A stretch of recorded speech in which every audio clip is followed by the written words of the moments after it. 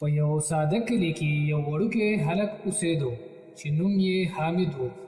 حامد ډېر غریب و. د هغه کور د خټو نه جوړ و.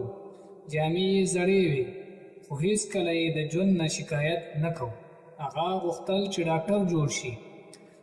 هر سهار پاڅېدو نه بعد به یې د پلار سره په کرونده کې مدد کولو.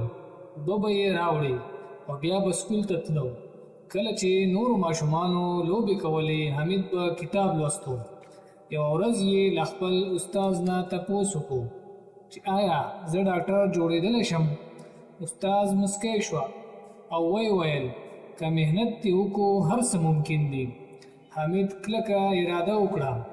د شپې د ناوخته پورې به یې کتاب لوستو. سترګې به یې د خوبه ډکې شوې، خو کتاب به یې نه بندو. خلکو به ویل د غریب سړي زوی ډاکټر نشي جوړېدی، خو حمید به مسکی شو. کلونه تیر شو. حمید ډېر په تکلیف سره یونیورسټۍ ته داخل شو. یونیورسټۍ سبق اسان نه و، په پیسې ورسره نه وې. ډېر وخت به یې په لوږه تېرو، خو هر ځل چې ستړی کېدو نو د کلي ناروغه ماشومان او زاړه خلک به یې رایادول.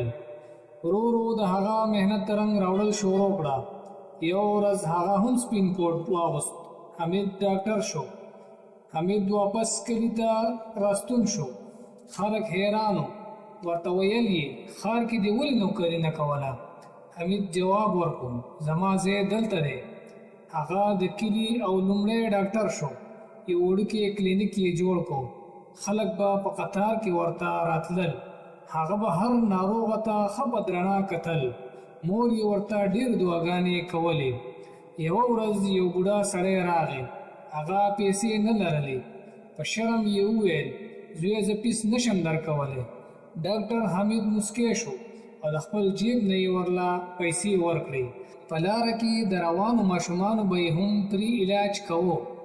دې نه پس ډېرو ماشومانو هم حمید ته کتل او د ډاکټر جوړېدو کوششونه یې شروع کړل. حمید به تل ویل چې محنت د انسان د خټو د کور نه پورته کوي او یو عظیم انسان ترې جوړوي.